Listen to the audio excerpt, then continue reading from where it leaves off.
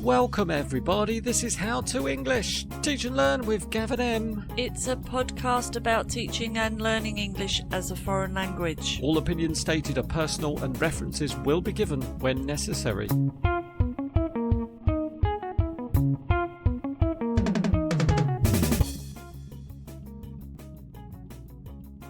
Go on then. I'm ready, I was waiting for you actually. Well, hello and welcome, Gav and everyone else. And we are feeling very welcome in this teaching and learning space. Thank you for inviting us in. Do you know what we're doing today, Em? We are doing O, Gav. Kind of, yes. We're going to cover some words and phrases that begin with the letter O, especially TEFL-based ones. Ones, that also begins with O. Is that on your list of words to cover today? It is, starting with one-to-ones. Which sounds like a W word, but it isn't. It's an O word. Very hard for students because some of the pronunciation of letters is very confusing. But anyway, one-to-ones, Gav, do you like them? Are you a big fan? Is it your preference to have a one-to-one student? I like them. I'm a big fan. It's not always my preference. I like to have some one-to-one classes and also some group classes. What do you like about one-to-ones? I like that I can tailor the material specifically for one student after finding out exactly what it is they want to learn in our class. I agree. That's always good. Anything else? And I can correct the student very easily without interruptions from the other students. Or feeling like you're leaving others out. I really like one-to-ones because you know you have someone's undivided attention and they are going to be following you. You're going to be getting into a conversation that you hopefully know the other person's going to enjoy, and you haven't got another 6 people to consider at the same time. And I have a lot more control as well over what happens, and hopefully there will not be too much interference from incorrect English that might come up from your other students. Yeah, you haven't got to deal with all those different issues. You've only got one person's issues to deal with, which I think we can agree is enough. That is plenty. On the other side, one-to-ones can be a bit difficult, especially if they're a busy person with a busy calendar and they cancel a lot. You might find you've got a gap on your timetable. Whereas a group class could turn into a one-to-one, but you still get paid. That's right. So it's a bit more reliable. And also if one-to-ones have holidays or they're sick, then you don't get paid for it. I think one-to-ones can be really fun as well. You can have a deep and meaningful conversation if you want to. You could get into a more focused discussion with the student, and you can have a look at some perhaps more complex themes that you might not be able to do with a group because you already know the level of your one student, whereas in a group class you might have some very capable students and some less capable students, which could cause a problem. How do you mean, Gav? How do you get deeper into things? Well, in the sense that you could teach more complex grammar and you're there to support the student. Take them by the hand. Whereas with a big group of students, you're going to have some that are really capable and some that will really struggle. Therefore, it will be harder to teach some more complex forms to.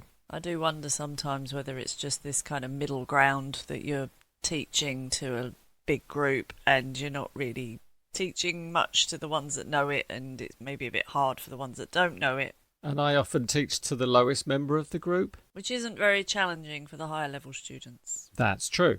Yeah, so one-to-ones are good for that. You can really make a lot of progress. You can have very clear set goals with a one-to-one, which you maybe can't do with a group. And if I think about it, the people I've met as one-to-ones have actually become friends often. Not all of them, surely. No, sorry, that sounded like they've all become friends, but no, there have been one-to-one students who have become friends because you can't help it really. If you're going to spend that much time with someone, you get to know them, you get to learn about their lives. It just happens naturally. And it can happen with a group class, but then the dynamics are quite different. Yeah, and then you might feel you're favouritising. Showing favouritism? Showing favouritism to one student, or that student may be a bit more familiar with you, and that's a bit weird if others don't know they're friends of yours. Best avoid that. What's your first O, Gav? My first O is on-the-spot grammar. A nice, fun, light topic to begin the show. On the spot light... No, light was not part of it. On the spot grammar. You know, when the student makes a mistake and you have about... How many seconds would you say to correct their language? Oof, it's a nanosecond, really, isn't it? Is it? I put 15 seconds in my mind, but maybe it's only 2 seconds. You mean at the point where you say, hang on a sec, there's a mistake there?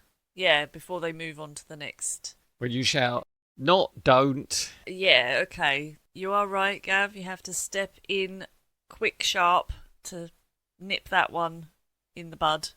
What's your point here? I have made a set of typical students' errors on these cards, and we can take turns picking a card and fixing our student's mistake. Does that sound like fun?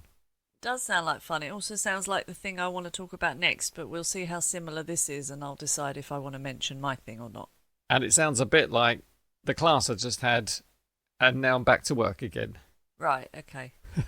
We're on familiar territory. So yes, we've got cards. I can see the cards. Do you want to take the first one? Yep, taking the first one. My card says the topic coffee, and the sentence is, I have already make my coffee when the doorbell rang. I can see this is a tense error. I would use past perfect. I had already made my coffee when the doorbell rang. But teacher, why? Because I made my coffee before the doorbell rang. These are two actions in the past. One thing happened first, the one with had. The second one is past simple. Oh, now it's clear. I won't make that mistake again, teacher. We may need a 90-minute lesson to just freshen that one up for you. Or 6 months. Yeah. Let me take the next card. Topic, cats. Your topic was coffee. ko-fi.com/how-to-English-pod. Oh, nicely crowbarred in. To give us a sip of appreciation. Why are you talking about coffee? You've got topic cats. That was yours. I just told you that was your card. Now, moving on to mine. Topic cats. If I will have a cat, I will name her Professor Whiskers. That's a great name. I can see a conditional issue here, Em. I can see the student has started with if I will, and we know that if and will make you sick, and then you shouldn't because it's wicked. No, what is it? I'm not sure that's how it goes. I don't know. If and will make you ill? Yes. Should and could? I'd rather not. That's not a rule either. If and would, not good. Yeah. So you shouldn't put if and will into the same clause. When I ask my student, do you have a cat? And the student replies, no, I don't. Then I will say, in that case, you need to use a clause that's a hypothetical clause. Like, which conditional, Em? Second. The second conditional. If plus past, would plus infinitive. If I had a cat, I'd name her Professor Whiskers. And then I think I'd elicit all the other names that possibly the other students would like to call this cat, getting them to use the second conditional, Em. Nice.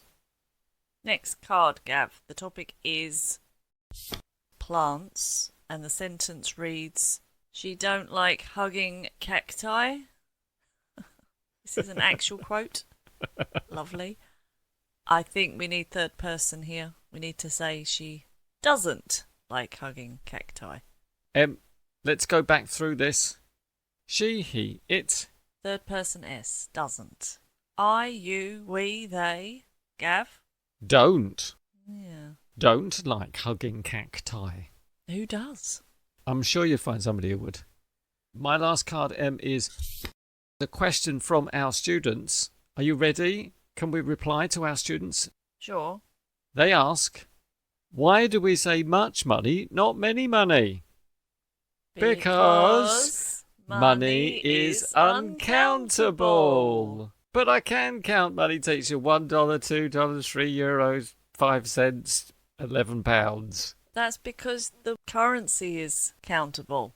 Not the word money. That's right. We nailed it, Em. Congratulations. I'm not sure, Gav. Did we nail it? I think you highlight a good point, though. Error correction has to be fast, and it has to be simple, and it has to be straight to the point.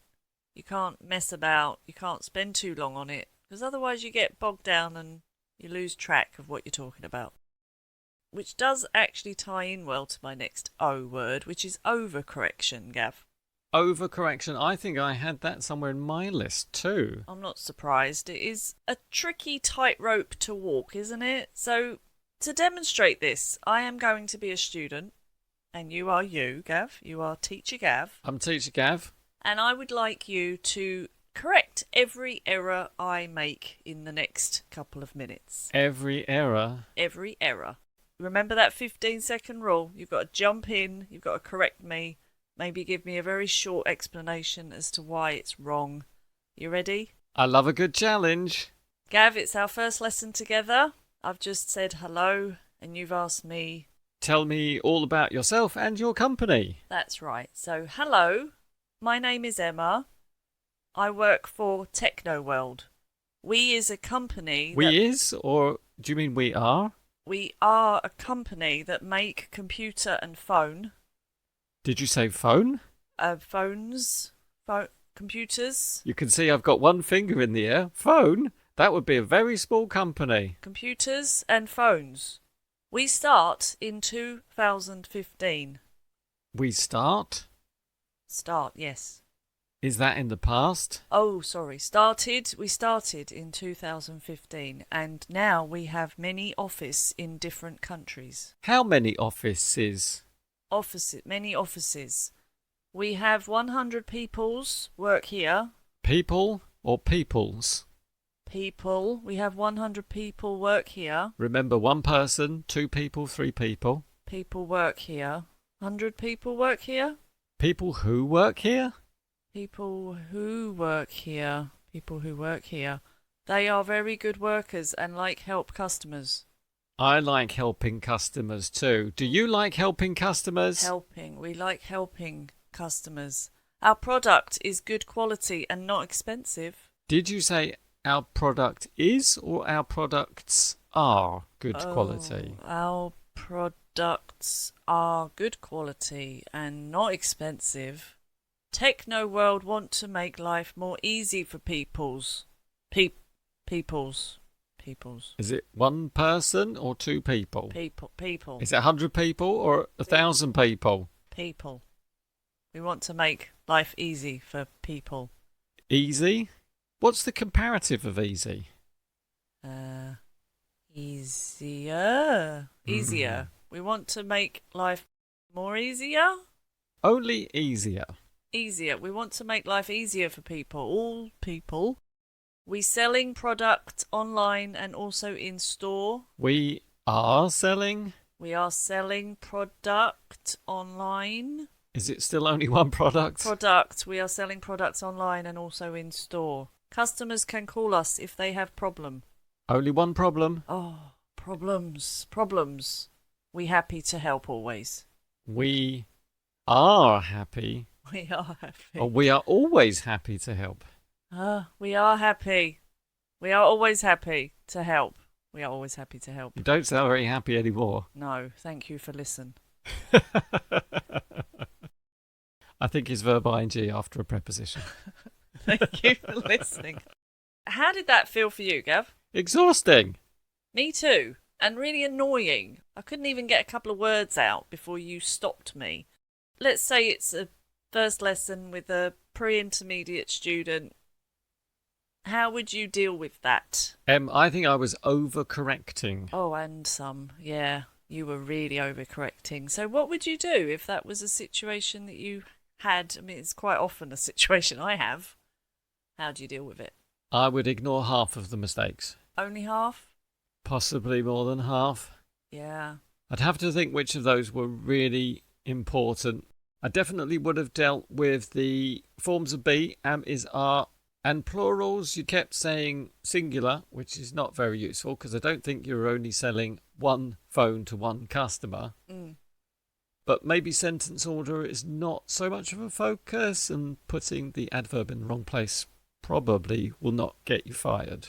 That's right. I think you have to really decide what are the main problems, and definitely this student had a big problem with is and are and plurals and a bit of past simple. I'm not sure I would stop them at all if this was the first thing they say to me. I would let them finish. And then I would say, well, that was great. I understood everything you said. I know what your company does. I know something about your job. There were a few issues in your language, which we're going to deal with. And then I would go into dealing with them afterwards. All of them? I would deal with the am, is, are, and the plurals in the first lesson. I would do a mini lesson on those two things, and then that student knows going forward they really need to focus on that, think about it next time. And if they were to make a mistake like that next time, I would stop them and say, right, remember what we did last time and don't forget that. But I think for a first lesson, if this is the first thing, it could be the student is really nervous and is making a lot of mistakes that they wouldn't normally make anyway. I think they need to just get something out of the way first. They need to communicate something.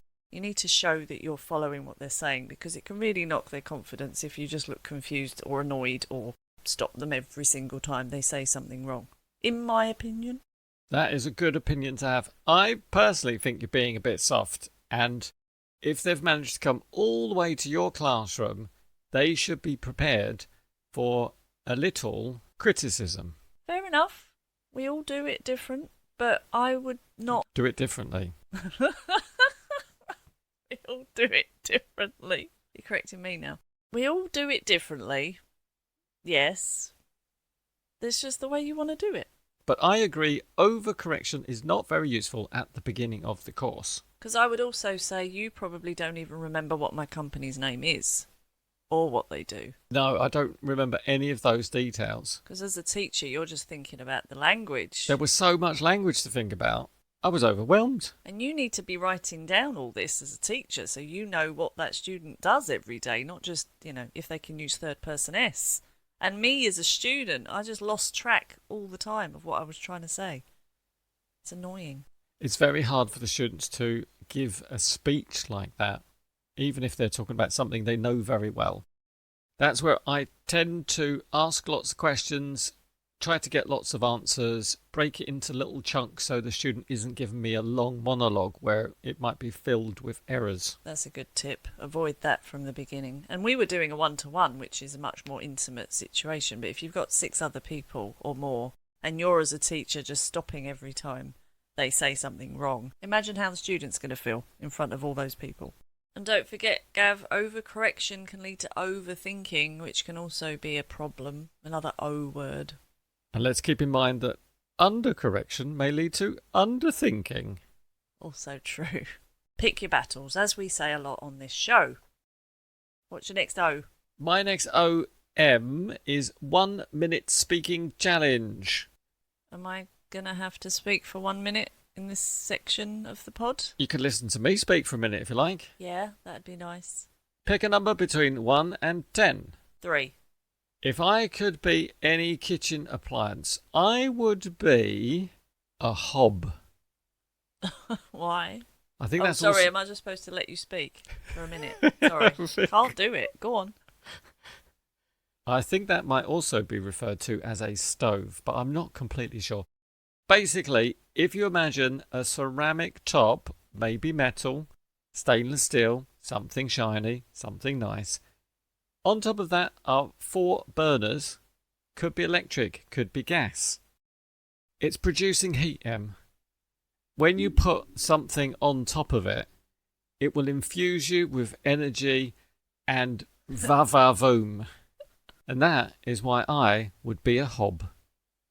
That was about a minute, I think. I wasn't timing, to be honest. Em, I think you were transfixed during my description. I was just thinking it sounds like you want to cook people, but I know what you mean. It's, heats up the situation, makes things a bit fiery. Switch it on and off whenever you like. Yeah. I enjoyed that so much, Gav. I'd like to try my own talk for a minute. Didn't think I did, but I do now. Give me another number then. I'll take number 9. My 1 minute speaking challenge is to describe how to set up a Teams link from scratch. Wow, okay. I'm going to have to do this in real time. So I open Teams on my toolbar, the bottom of my computer. I go to calendar. I click somewhere on the calendar on the day and time that has been arranged with the student. I'm trying to remember now. Do I need to right click? No, I don't think so. I just click on it and it comes up with a separate window and I put in the name of the meeting, blah blah's English lesson. With Teacher M. If you want. And then you have to select the time that you want it to start, the time you want it to finish. It's already on the right day because you've selected it already. Then you add attendees. So you put in the email address of the student. I thought you meant 10 Ds, like the letter D 10 times. The attendees, participants. I'm talking anyway. So you copy paste the email addresses of your students, and I always put myself in there because I like to get my own invitation. So then you can click on it in your email and it goes into your calendar as well. And that's it, I think. I just press send after that. That is 1 minute, and you explained that very, very well. Thanks. I think I could use that to teach with. It was so perfect. I love these kind of activities. They're great.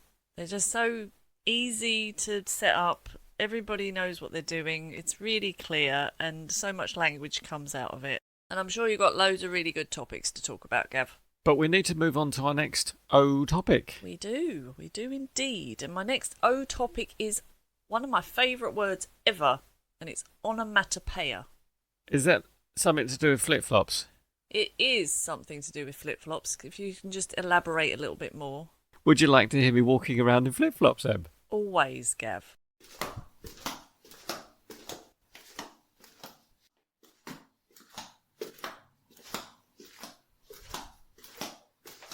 Onomatopoeia.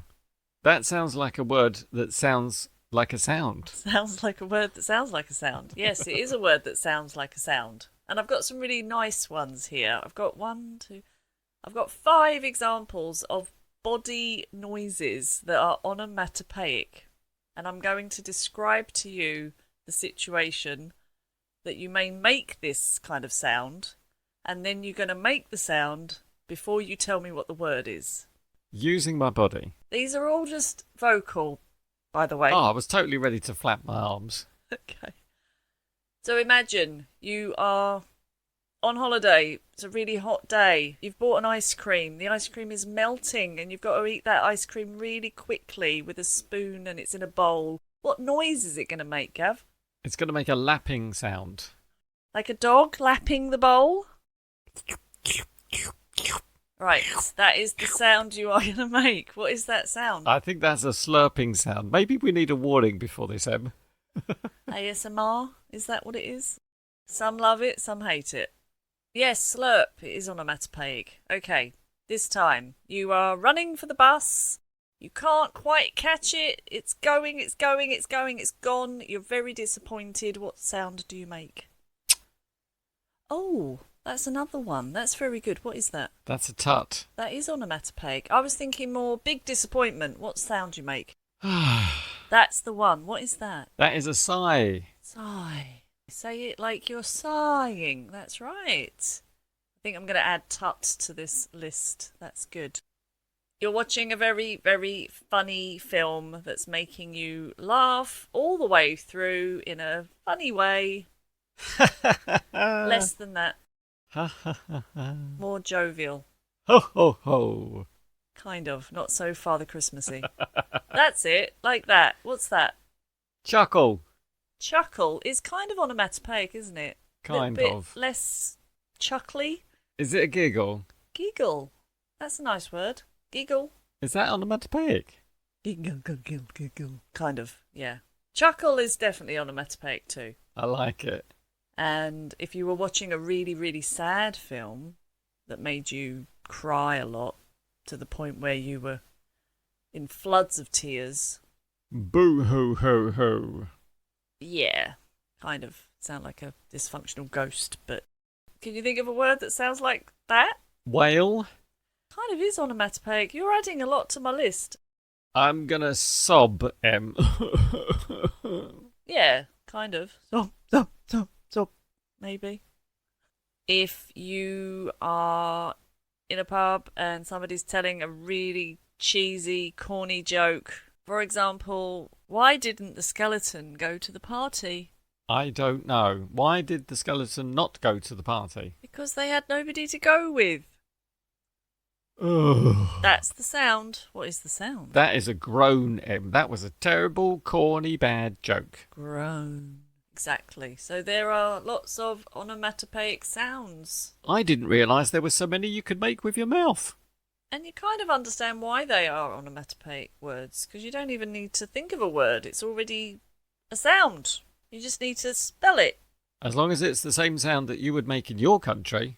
Which you can talk about with your students and is always fun. Especially animal sounds. These are all terrific ideas that I will take into my future classes, Em. We've come to the end of the show, Gav, and we haven't... No, we haven't. I've got one more bit yet. Okay. Go on, then. I want to do the rest of my O words for TEFL before you do your TEFL tips. Don't forget, it's Teacher TEFL Tips. I've got objective. I've got objective, but I also wrote extra words next to it. Tangents versus targets. Like that, don't you? I do. Know what I mean? Nope. Don't go on too many tangents. Don't forget your target. They look the same, but they are not the same thing. Outcomes. Oh, I like that. That's good. What students achieve or produce by the end of the lesson. Reflect on that. Sometimes it's nice to say, what have we done today? I've got observations, Gav. We haven't really talked much about observations, but we all remember how it feels. That nervous churning of people are looking at me, they're judging me, they're even making notes about what I'm doing. I've bottled all of those feelings, Em, and I will not be opening them now. No. What else? I've got open questions, which we've already done in a previous episode, and on task. On task, like on topic. Keep it on task. Keep Yes. it focused. Very good. I've got organisational skills, which we have mentioned in the past. You do need to be very good at organising yourself as a teacher. I absolutely agree. Opinions, Gav. Everybody's got one. Not all of them are good. We have to deal with that in our classrooms. That's an entire episode in itself, Em. Yeah, it is. And also, do you give yours as a teacher? Generally not. Yeah, but do students want to know your opinion? Generally not. Do they care about the teacher's opinion? Generally not. Yeah.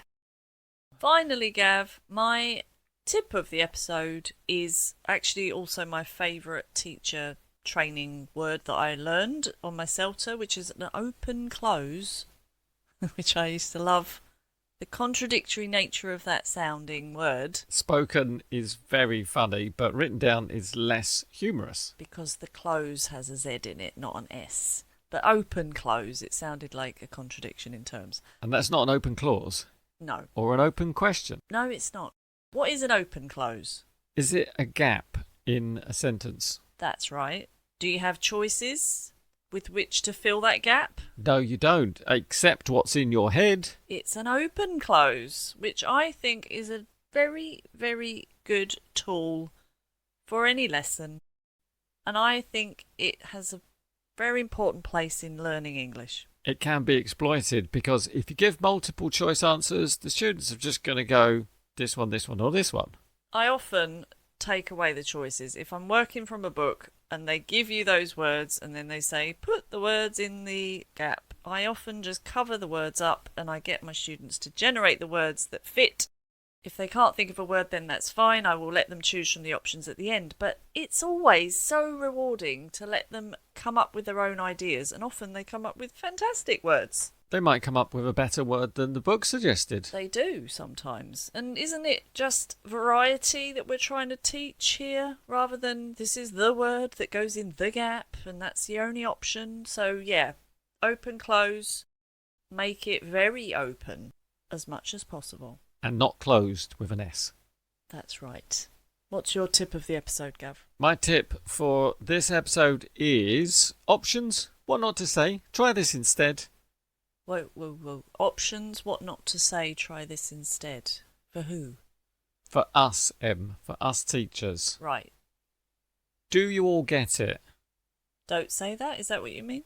Do you agree this is a good phrase for a teacher to use? I don't tend to say it. It's a bit like, do you all understand? Students just say yes. They're quite reluctant to admit they don't know. That's right. Unless you've got a very good rapport, and then you can trust that they're actually being honest about it. But at a beginner level, with a group that you've never had, I think you'd just get a lot of confused nods if you say that. Possibly nothing, because they may not understand the phrase. Alternatively, you could say, discuss it together, and then I'll ask you some questions to check you understand. Nice. Or, can someone explain it in their own words? Yeah, just quite simply, what are we going to do now? And if you ask your students, give me an example. You mean if you're asking to get some grammar from a student, or how to use a word, for example, give me an example? I use that, yeah. I think that's okay. Would it be better when you're teaching some classes to use a phrase like, what's one example of this in the text? Oh, if you want to make it more specific or to make it easier, yeah, but I often say to my students, give me an example of that in a sentence. And they're happy to be put on the spot? Yeah. But again, if it's a new class, maybe then you need to give more instructions, more support. Well, you have some very well-trained students. Otherwise, you could say, I'll write 3 sentences on the board and you can tell me which one is an example of this grammar. That's nice, yeah. Finally, this question, what do you want to do next, class? I often do ask that, and I often don't get anything back. There might be a reason for this, Em. What's that? Because they're shy, because they don't want to make a decision for the whole group. Because they're happy to go along with whatever it is I've planned, because they just trust me. They're enjoying the Teacher M roller coaster. That's right. So other than that, I would say, who wants to do more grammar? And who wants to play a game? Let's vote. I'll make you say something. How about this sentence? Would you like to talk about holidays, free time activities, or pets? Yes, options. O for options. Options, Em. I like options. I've been doing that quite a lot recently. Or shall we try a quick speaking activity or look at some examples first? Yeah. Tell me how you've been practicing this, Em. Options. Just topic-based mainly. I'd say, would you like to talk about this, this or this? And then you slip in some cheeky grammar. Yeah. And also, you can't be criticised for giving them something they don't like because they've chosen it, or that student's chosen it, and then it's their fault. They've bought a ticket on that ride already. They're going to follow you all the way. Em, I think we will round up the episode with a small congratulations to us, also to our followers, and to anybody else who would like to be congratulated. Thank you for coming to enjoy our show today. Em, would we like them to come back next time? Of course, because next episode it's P, Gav. The letter P. I'm already compiling my list of words. And we will practice some more teaching and learning with Gav and Em. That's all for now. Bye.